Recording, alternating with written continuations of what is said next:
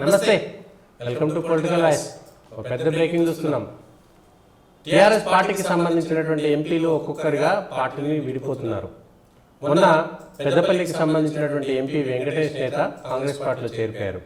నిన్న నాగర్ కర్నూలుకు సంబంధించినటువంటి sitting MP Ramulu, వనపర్తికి సంబంధించినటువంటి జెడ్పీ చైర్మన్, ఇంకొక ముఖ్యమైనటువంటి నాయకుడు జెడ్పీటీసీ రాములు కొడుకు జెడ్పీటీసీ భరత్ ప్రసాద్ కూడా భారతీయ జనతా పార్టీకి సంబంధించినటువంటి కండువా కప్పుకున్నారు.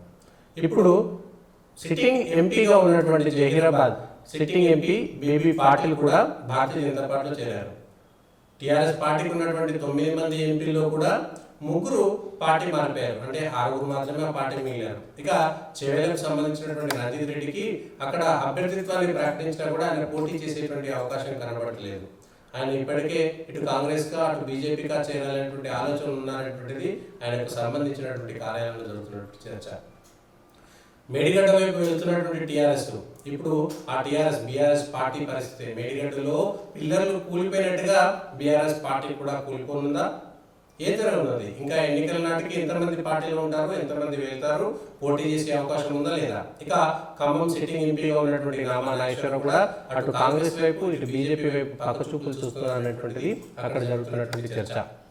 అక్కడ కాంగ్రెస్ లో పెద్దగా అవకాశం లేదు కాబట్టి భారతీయ జనతా పార్టీలో చేరాలా చేరకూడదా, చేరితే గెలవనటువంటి సీట్ అవుతుందా, చేరితే మోడీ వేవ్ లో సిట్టింగ్ ఎంపీగా ఉన్నటువంటి తనకు అవకాశం లభిస్తుందా, గెలిచేటువంటి అవకాశం ఉందా అనేటువంటిది బేరీస్ వేసుకుంటున్నట్టుగా మనకు ఉన్నటువంటి సమాచారం.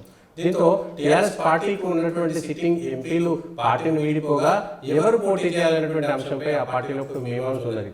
పోటీ చేసేటువంటి వాళ్ళు కూడా కేవలం నామమాత్రంగా ఏదో మేము ఎంపీగా పోటీ చేశాము, పార్టీ చెప్పింది విన్నామనేటువంటి ప్రయత్నం తప్ప గెలుస్తామనేటువంటి ధీమా ఏ ఒక్క స్థానంలో కూడా లేదు. మెదక్ స్థానంలో కూడా అక్కడ పోటీ చేయాలనేటువంటి ఆ సంకల్పంతో బీఆర్ఎస్ కు సంబంధించినటువంటి నాయకులు సిట్టింగ్ ఎమ్మెల్సీగా ఉన్నటువంటి మాజీ కలెక్టర్ వెంకటరామరెడ్డిని సంప్రదిస్తే అతను కూడా మెదక్ నుంచి పోటీ చేయడానికి వెనుకాడినట్టుగా మనకున్నటువంటి సమాచారం. ఏదో పోటీ చేయాలి కాబట్టి అక్కడ ఒంటేరు ప్రతాప్ రెడ్డి, ఒకవేళ ఒంటేరు ప్రతాప్ రెడ్డి కూడా పోటీ చేయకపోతే పద్మాదేవేందర్ రెడ్డిలా గాలి అని ఎవరిని వృద్ధించాలనేటువంటి చూస్తున్నారు. అయితే బీసీ కార్డుల పేరుతోటి ప్రయోగం చేస్తూ బీసీలను బలి చేస్తున్నారంటూ బీసీ నాయకుల్లో ఒక అసంతృప్తి కూడా రేగుతున్నది. గెలిచేటువంటి సందర్భంలో ఎక్కడ కూడా బీసీలు గుర్తు కాలేదు, కానీ ఇప్పుడు ఓడిపోయేటువంటి సీట్లు బీసీలకు ఇచ్చేసి బీసీల పేరుతోటి లబ్ధి పొందాలనేటువంటి ప్రయత్నం చేస్తున్నారు తప్ప అధికారంలో ఉన్నప్పుడు బీసీలు గుర్తుకు రాలేనటువంటి చర్చ. ఇవన్నీ చూస్తే భారతీయ రాష్ట్ర సమితికి సంబంధించినటువంటి పార్టీలో సిట్టింగ్ ఎంపీలు మిగలకపోగా కొత్తగా పోటీ చేసేటువంటి అవకాశం ఉన్నా కూడా నామమాత్రంగా పోటీ చేసేటువంటి అవకాశం. ఏ మేడిగడ్డ ఏ కాళేశ్వరంలో పిల్లర్లు కుంగిపోయినాయో ఇప్పుడు భారత రాష్ట్ర సమితి పార్టీ కూడా కుంగిపోయేటువంటి పరిస్థితి ఉందా? తెలంగాణలో 17 స్థానాల్లో ఒక్క ఎంపీ స్థానం కూడా గెలవకపోతే, 9 సిట్టింగ్ స్థానాల్లో ఒక్కటి కూడా నిలబెట్టుకోకపోతే భారత రాష్ట్ర సమితి పార్టీ పరిస్థితి ఏమిటి? ఆ పార్టీ భవిష్యత్తు ఏమిటి?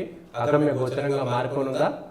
గేట్లు ఎత్తితే నీళ్లు పారిపోయినట్టుగా అక్కడ ఉన్నటువంటి ఎమ్మెల్యేలు కానీ నాయకులు కానీ ఇటు కాంగ్రెస్ కానీ అటు భారతీయ జనతా పార్టీ కానీ వెళ్ళేటువంటి అవకాశం ఉందా? భవిష్యత్తు మరో 2 లేదా 3 నెలల్లోనే తేలేటువంటి అవకాశం మాత్రం కనబడుతుంది. ఇప్పుడు మాత్రం భారత రాష్ట్ర సమితి ఈ గడ్డు కాలాన్ని మరో 2 నెలల పాటు నెట్టుకు రావాల్సినటువంటి పరిస్థితి. ఇది తాజాగా ఉన్నటువంటి బ్రేకింగ్ న్యూస్.